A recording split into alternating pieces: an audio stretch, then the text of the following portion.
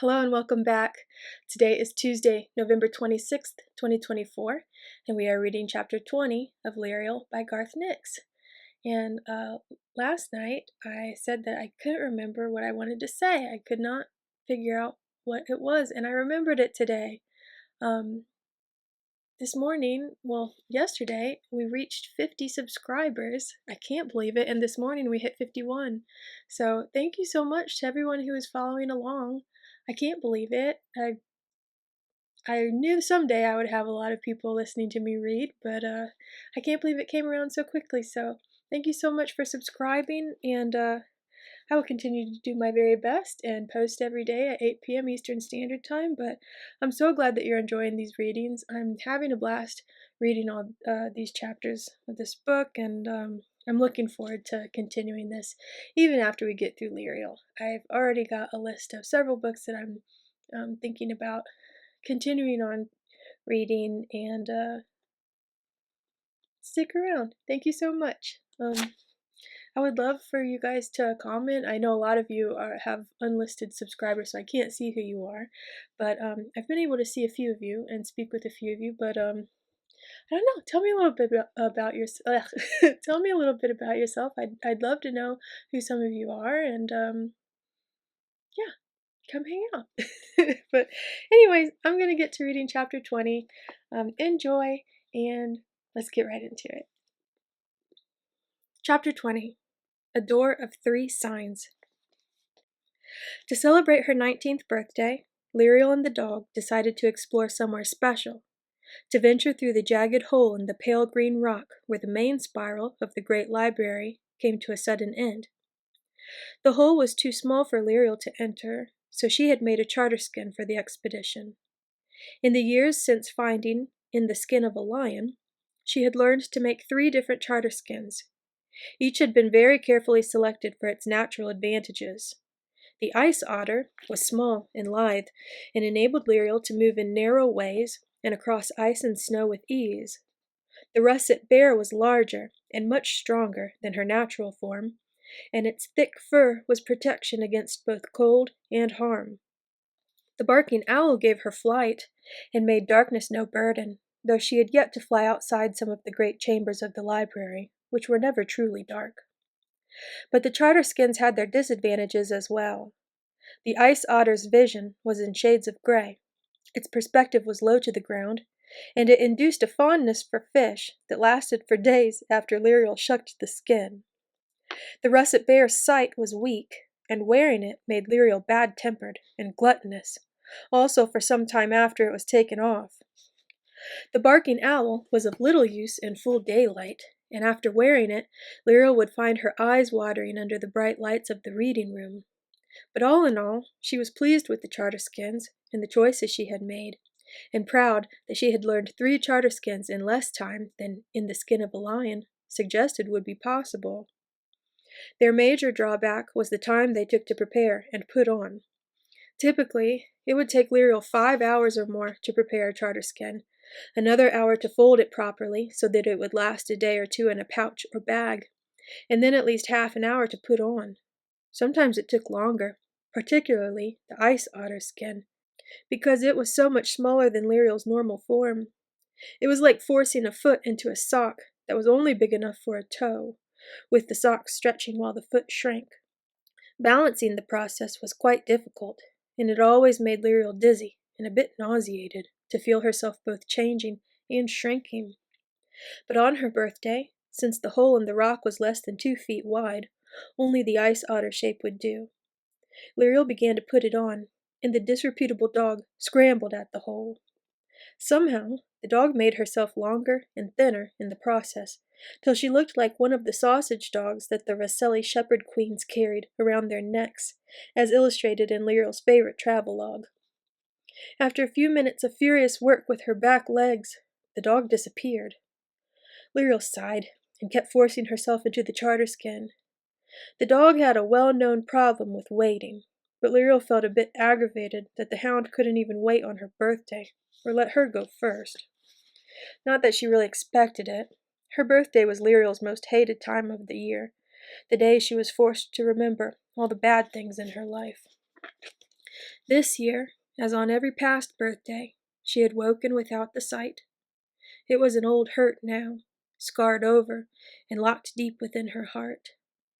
Lirael had learnt not to show the pain it caused her, not even to the disreputable dog, who otherwise shared all her thoughts and dreams. Nor did Lirael contemplate suicide, as she had done on her 14th birthday, and briefly on her 17th. She'd managed to forge a life of herself that, if not ideal, was satisfying in many ways. She still lived in the Hall of Youth, and would till she was 21 and assigned her own chambers. But since she spent every waking hour in the library, she was largely free of Kirith's interference. Lirael had also long since stopped going to awakenings or any other ceremonial functions that would require her to wear the blue tunic, that hated, obvious sign that she was not a proper Clare. She wore her librarian's uniform instead, even at breakfast, and had taken to tying a white scarf around her head like some of the older Clare. It hid her black hair, and in her uniform there was no doubting who she was, even amongst the visitors in the lower refectory. The week before her birthday, these working clothes had been greatly enhanced by the transition from a yellow to a red waistcoat, proud symbol of Lirael's promotion to second assistant librarian. The promotion was very welcome, but not without trouble, as the formal letter announcing it came unexpectedly late one afternoon.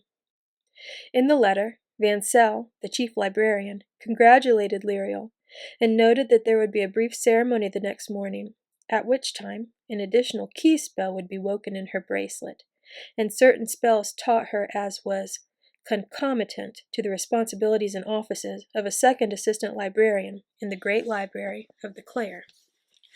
Consequently, Lirael had stayed up all night in her study, trying to put the extra key spells she'd already awoken in her bracelet back to sleep, so as not to reveal her unauthorized wanderings. But the sleeping proved harder than the waking. Hours and hours later, without success, her groans of despair at 4 a.m. had woken the dog, who breathed on the bracelet, which returned the extra spells to their dormant state, and sent Lirael into a sleep so heavy she almost missed the ceremony anyway. The red waistcoat was an early birthday present, followed by others on the actual day. Imshi and the other young librarians who worked most closely with Lirael gave her a new pen, a slender rod of silver that was engraved with the faces of owls, and had 2 slender claws where a variety of steel nibs could be screwed in. It came in a velvet-lined box of sweet-smelling sandalwood, with an ancient inkwell of cloudy green glass that had a golden rim etched with runes that no one could read. Both pen and inkwell were an unspoken commentary on Lirael's now long-established habit of speaking as little as possible. She wrote notes whenever she could get away with it. In the last few years, she'd rarely said more than 10 words in a row, and often she would not speak to other humans for days at a time. Of course, the other Clare didn't know that Lirael's silence was more than made up for in her conversations with the dog, with whom she would talk for hours. Sometimes her superiors would ask her why she didn't like to talk, but Lirael couldn't answer. All she knew was that talking to the Clare reminded her of all the things she couldn't talk about. The Clare's conversations would always return to the sight, the central focus of their lives. By not speaking, Lirael was simply protecting herself from pain, even if she wasn't conscious of the reason. At her birthday tea in the junior librarian's common room, an informal chamber normally given to lots of talk and laughter, Lirael was able only to say, "Thank you," and smile, though it was a smile accompanied by teary eyes. They were very kind, her fellow librarians, but they were still Clare first and librarians second. Lirael's last present was from the disreputable dog, who gave her a big kiss. As dog kisses seemed to consist of energetic licks to the face, Lirael was happy to curtail the well-wishing by handing over the leftover cake from her birthday tea. "That's all I get, dog kiss," muttered Lirael. She was more than halfway into the otter skin, but it would still be 10 minutes before she could pursue her friend. Lirael didn't know it, but there were a number of other people who would have liked to give her a birthday kiss. Quite a few of the young men among the guards and merchants who regularly visited the Clare had looked on her with increasing interest over the years, but she made it clear that she wanted to keep herself to herself. They also noted that she did not speak, not even to the Claire on kitchen duty, so the young men simply watched her, and the more romantic of them dreamed of the day when she would suddenly come over and invite them upstairs. Other Claire occasionally did so, but not Lirael. She continued to eat alone, and the dreamers continued to dream. Lirael herself rarely thought about the fact that at 19 she'd never been kissed. She knew all about sex in theory, from the compulsory lessons in the Hall of Youth and books in the library, but she was too shy to approach any of the visitors, even the ones she saw regularly in the lower refectory, and there were very few male Claire. She often overheard the other young librarians talking freely of men, sometimes even in detail, but these liaisons were clearly not as important to the Claire as the sight and their work in the observatory, and Lirael judged by their standards. The sight was the most important, and it came first. Once she had the sight, she might think of doing as the other Claire did, and bring a man up to the upper refectory for dinner, and a walk in the perfumed garden, and perhaps then to her bed. In fact, Lirael couldn't even imagine that any man would be interested in her, compared to a real Claire. As in everything else, Lirael thought a real Claire would always be more interesting and attractive than herself. Even outside work, Lirael took a different path from the other young Claire.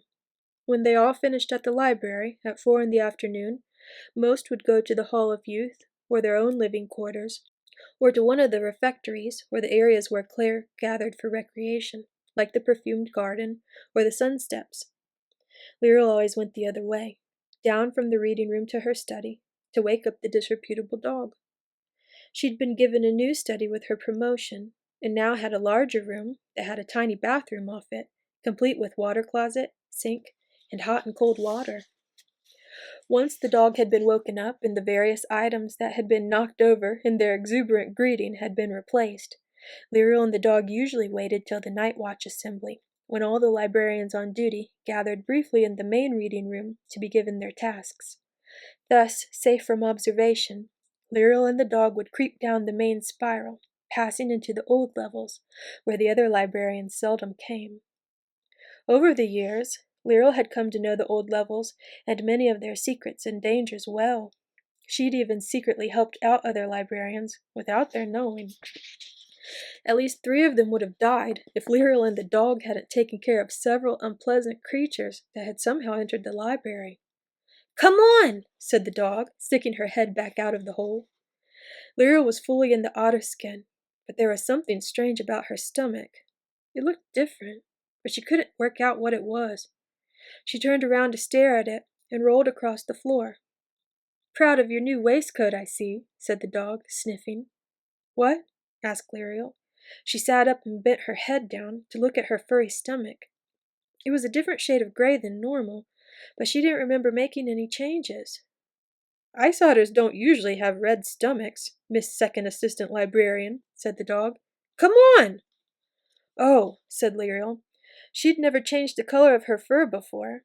Still, it did show at least an unconscious mastery in making a charter skin. She smiled and bounded up behind the dog.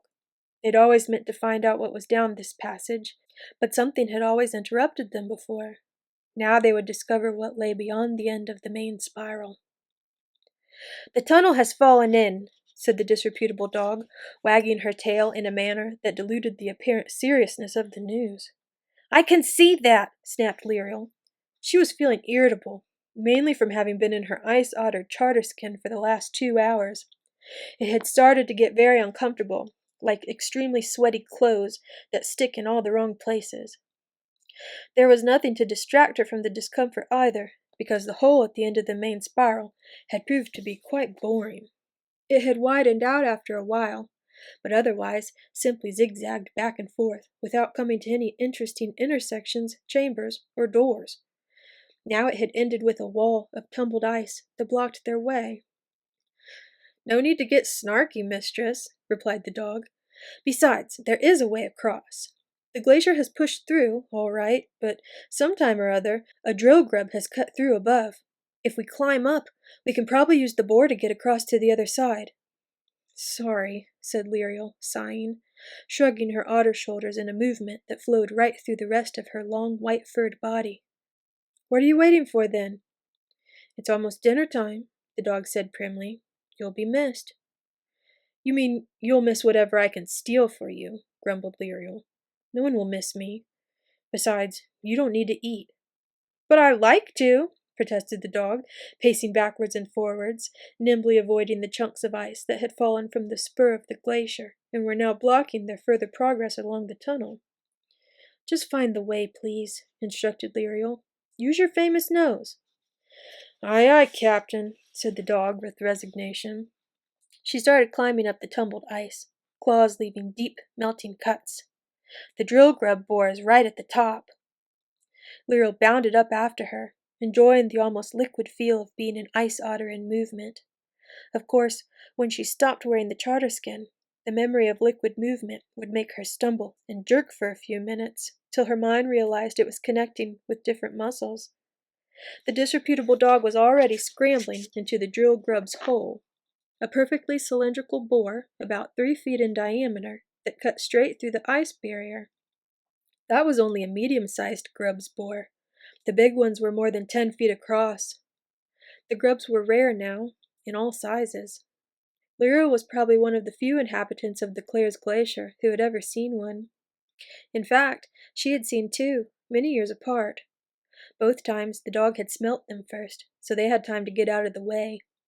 The grubs weren't dangerous, at least intentionally, but they were slow to react, and their rotating, multiple jaws chewed up anything in their path, ice, rock, or slow-moving human. The dog slipped for a moment, but didn't slide back, as a real dog probably would have. Lirael noticed that her canine friend's claws had grown to twice their normal length to cope with the ice. Definitely not something a real dog could do, but Lirael had long since come to terms with the fact that she didn't really know what the dog was. That she'd been born of both charter and free magic there was no doubt, but Lirael didn't care to dwell on that. Whatever the dog was, she was Lirael's one true friend, and had proved her loyalty 100 times and more in the past 4.5 years. Despite her magical origins, the dog's smell was all too like a real dog's, Lirael thought, particularly when she was wet. Like now, when Lirael's wrinkling otter nose was pressed up against the dog's hind legs and tail as she followed her through the bore. Fortunately, the tunnel wasn't long, and Lirael forgot the dog's odor as she saw that there wasn't just more boring tunnel on the other side. She could see the glow of a charter-magicked ceiling and some sort of tiled wall. It's old, this room, announced the dog, as they slid out of the bore and onto the pale blue and yellow tiles of the chamber floor. Both shook off the ice with a wriggle, Lirael copying the dog's expressive shiver from shoulder to tail. Yes, agreed Lirael, suppressing an urge to scratch herself vigorously around the neck. The charter skin was fraying already, and she would need it to go back through the bore and the tunnel. Forcing her clawed forepaws to be still, she tried to concentrate on the room, hampered by her otterish vision, with its different field of view and lack of color. The room was lit by common charter marks for light, glowing in the ceiling, though Lirael immediately saw that they were faded, and much older than most such marks would last. A desk of some deep red wood took up one corner, but without a chair. Empty bookcases lined one wall, glass doors shut. Charter marks for repelling dust moved endlessly across them, like the sheen of oil on water. There was a door on the far wall of that same reddish wood, studded with tiny golden stars, golden towers, and silver keys. The golden stars were the 7-pointed variety that were the emblem of the Clare, and the golden tower was the blazon of the kingdom itself. The silver key Lirael did not know, though it was not an uncommon sigil. Many cities and towns used silver keys in their blazons. She could feel considerable magic in the door. Charter marks of locking and warding ran with the grain of the wood, and there were other marks too, describing something Lirael couldn't quite grasp. She started towards it to see what they were, all her itchiness forgotten, but the dog put herself in the way, as if curbing an exuberant puppy. "Don't!" she yelped. "It has a guard sending on it. who would only see and slay an ice otter. You must approach it normal form and let it sense your blood untainted." "Oh," said Lirael, slumping down, slim head resting on her forepaws, glittering dark eyes focused on the door. "But if I change back, it'll take me at least half the night to make a new charter skin. We'll miss dinner and the midnight rounds." "Some things," said the dog portentously, "are worth missing dinner for." "And the rounds?" asked Lirael. "It'll be the second time this week. Even if it is my birthday, it will be extra kitchen duty for me." "I like you having extra kitchen duty," replied the dog, licking her lips, and then licking Lirael's face for good measure. "Urgh!" exclaimed Lirael. Still, she hesitated, thinking not only of the extra kitchen duty, but also the lecture that would accompany it from Aunt Kirith. But just over there, the door of stars and towers and keys beckoned. Lirael shut her eyes and began to think of the sequence of charter marks that would unravel the otter skin, her mind dipping into the never-ending flow of the charter, picking out a mark here, a symbol there, weaving them into a spell.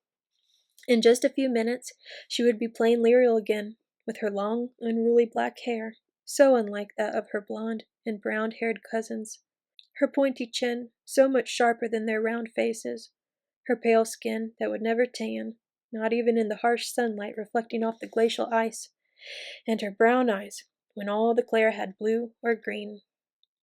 The disreputable dog watched her change, the ice otter skin glowing with crawling charter marks that spun and wove till they became a tornado of light, shining brighter and brighter, and spinning faster and faster till it vanished. A slight young woman stood there, frowning, eyes tightly shut. Before her eyes opened, her hands ran over her body, checking that the red waistcoat was there, with dagger, whistle, and clockwork emergency mouse. In some of Lirael's early charter skins, all her clothes had fallen off in pieces when she'd shucked the skin, every seam unpicked in an instant. "Good," said the disreputable dog. "Now we can try the door." That was the end of chapter 20.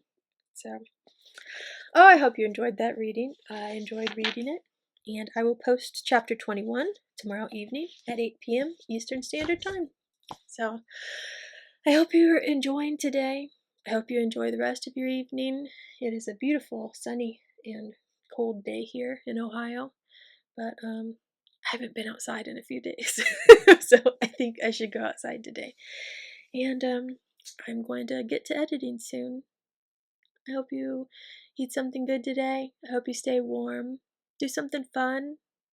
Maybe write something or draw. I don't know. Whatever you like to do. Do a little bit of it tonight. So, see you later. Take care. And as always, may your magic manifest. Bye. Oh, and thank you. Thank you so much again for all my new subscribers. See you tomorrow. Bye.